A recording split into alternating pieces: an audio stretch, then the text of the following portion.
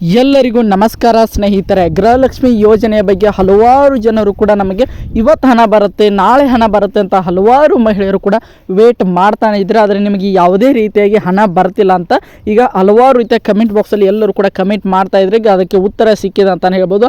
Almost ಅಲ್ಲಿ ಒಂದು 20 ರಿಂದ 25 ಲಕ್ಷ ಮಹಿಳೆಯರಿಗೆ ಈ ಒಂದು ಕಂತಿನ ಮುಂದೆ ಬರುವಂಥ ಕಂತಿನ ಯಾವುದೇ ರೀತಿಯಾಗಿ ಗೃಹಲಕ್ಷ್ಮಿ ಯೋಜನೆ ಹಣ ನಿಮ್ಮ ಖಾತೆಗೆ ಬಂದು ತಲುಪುವುದಿಲ್ಲ ಅನ್ನುವಂಥ ಮಾಹಿತಿ ಬರ್ತಾ ಇದೆ. ಹೌದು, ನೀವೆಲ್ಲರೂ ಕೂಡ ಗೃಹಲಕ್ಷ್ಮಿ ಹಣ ನಮಗೆ ಬಂದೇ ಬರ್ತದೆ ಅಂತ ಎಲ್ಲರೂ ಕೂಡ ಅಂದ್ಕೊಳ್ತಾ ಇದ್ರಿ. ಈಗ 25 ಲಕ್ಷ ಮಹಿಳೆಯರಿಗೆ ನಮ್ಮ ರಾಜ್ಯ ಸರ್ಕಾರದಿಂದ ಒಂದು ರೀತಿಯಾಗಿ ಶಾಕಿಂಗ್ ಅಪ್ಡೇಟ್ ಅಂತ ಹೇಳ್ಬೋದು. ನಿಮಗೆ ಇನ್ನು ಮುಂದೆ ಯಾವುದೇ ರೀತಿಯಾಗಿ ಗೃಹಲಕ್ಷ್ಮಿ ಯೋಜನೆ ಹಣ ಬರುವುದಿಲ್ಲ. ಅದು ಯಾವ ಕಾರಣಕ್ಕಾಗಿ ಬರುವುದಿಲ್ಲ, ಆ ಒಂದು ಹಣ ಬರಬೇಕಾದ್ರೆ ನಾವು ಏನು ಮಾಡಬೇಕು ಅನ್ನುವಂತಹ ಎಲ್ಲ ಪ್ರಶ್ನೆಗಳಿಗೂ ಕೂಡ ಇದೇ ಒಂದು ವಿಡಿಯೋದಲ್ಲಿ ಉತ್ತರ ಇದೆ ಅಂತ ಹೇಳ್ಬೋದು. ಆ ಒಂದು ಕಾರಣದಿಂದಾಗಿ ವಿಡಿಯೋನ ಕೊನೆಯ ತನಕ ನೋಡಿ ಅಂತ ಕೇಳ್ಕೊಳ್ತಾ ಬನ್ನಿ ವಿಡಿಯೋನ ಶುರು ಮಾಡೋಣ.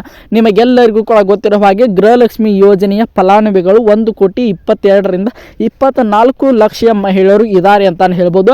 ಆ ಒಂದು 1,22,24 ಲಕ್ಷ ಮಹಿಳೆಯರ ಪೈಕಿ 25 ರಿಂದ 26 ಲಕ್ಷ ಮಹಿಳೆಯರಿಗೆ ಈ ಒಂದು ಮುಂದೆ ಬರುವಂತಹ ಗೃಹಲಕ್ಷ್ಮಿ ಯೋಜನೆ ಹಣ ಬರುವುದಿಲ್ಲ ಅಂತ ಮಾಹಿತಿ ಬರ್ತಾ ಇದೆ. ಅದು ಯಾವ ಕಾರಣಕ್ಕೆ ಅಂತ ನೋಡ್ತಾ ಹೋಗೋದಾದ್ರೆ ಇದು ನಮ್ಮ ರಾಜ್ಯ ಸರ್ಕಾರ ಕಾಂಗ್ರೆಸ್ಗೆ ಸಂಬಂಧಪಟ್ಟಂತ ಮಾಹಿತಿ ಅಂತಾನೆ ಹೇಳ್ಬೋದು. ಅದು ಅವರ ತೊಂದರೆ ಅಲ್ಲ, ಯಾವುದೇ ರೀತಿಯಾಗಿ ಸರ್ಕಾರದ ತೊಂದರೆ ಅಲ್ಲ.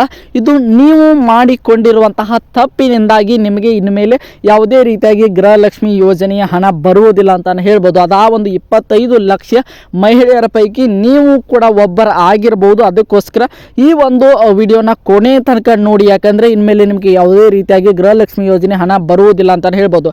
ಈಗ ನೀವೆಲ್ಲರೂ ಕೂಡ ಕೇಳ್ತಾ ಇರಬಹುದು ಯಾವ ಕಾರಣಕ್ಕಾಗಿ ಬರುವುದಿಲ್ಲ, ಅಕಸ್ಮಾತ್ ನಾವು ಯಾವ ಬರಬೇಕಾದ್ರೆ ಏನು ಮಾಡಬೇಕು ಅಂತ ನೀವೆಲ್ಲರೂ ಕೂಡ ಕೇಳ್ತಾ ಇರಬಹುದು.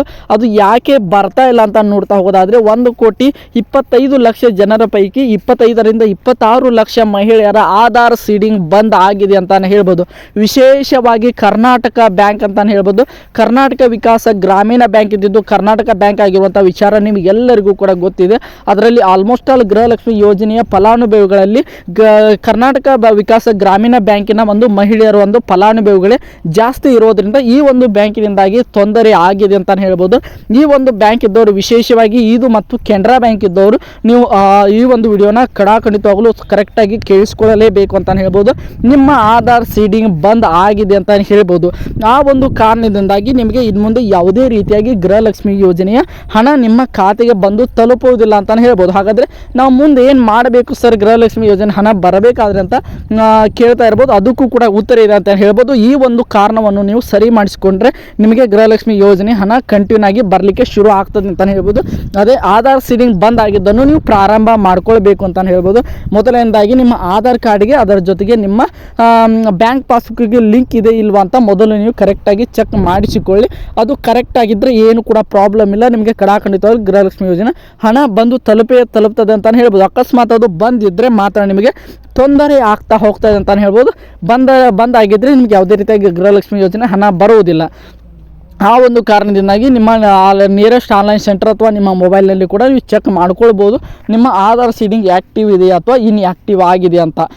ಆ್ಯಕ್ಟಿವ್ ಇದ್ದರೆ ಏನು ಕೂಡ ತೊಂದರೆ ಇಲ್ಲ, ನಿಮಗೆ ಗೃಹಲಕ್ಷ್ಮಿ ಯೋಜನೆ ಹಣ ಖಂಡಿತವಾಗಿ ಬಂದೇ ಬರ್ತದೆ. ಅಕಸ್ಮಾತ್ ಇನ್ಆ್ಯಕ್ಟಿವ್ ಇದ್ದರೆ ಅದನ್ನು ನೀವು ಒಂದು ಆಧಾರ್ ಕಾರ್ಡನ್ನು ಬ್ಯಾಂಕಿಗೆ ಕೊಟ್ಟು ಸರಿ ಮಾಡಿಸಿಕೊಳ್ಳುವುದರ ಮೂಲಕ ನೀವು ಗೃಹಲಕ್ಷ್ಮಿ ಯೋಜನೆ ಹಣವನ್ನು ಮತ್ತೆ ಪಡೆಯಬಹುದು ಅಂತಲೇ ಹೇಳ್ಬೋದು. ಇದು ಈಗ ತಾನೇ ಬಂದಿರುವಂತಹ ಅಪ್ಡೇಟ್ ಅಂತಲೇ ಹೇಳ್ಬೋದು. ಇದು ಗೃಹಲಕ್ಷ್ಮಿ ಯೋಜನೆಯ ಫಲಾನುಭವಿಗಳಿಗೆ ನೀವು ಎಲ್ಲರೂ ಕೂಡ ನೋಡಲೇಬೇಕಾದಂಥ ಒಂದು ವಿಷಯ ಅಂತಲೇ ಹೇಳ್ಬೋದು.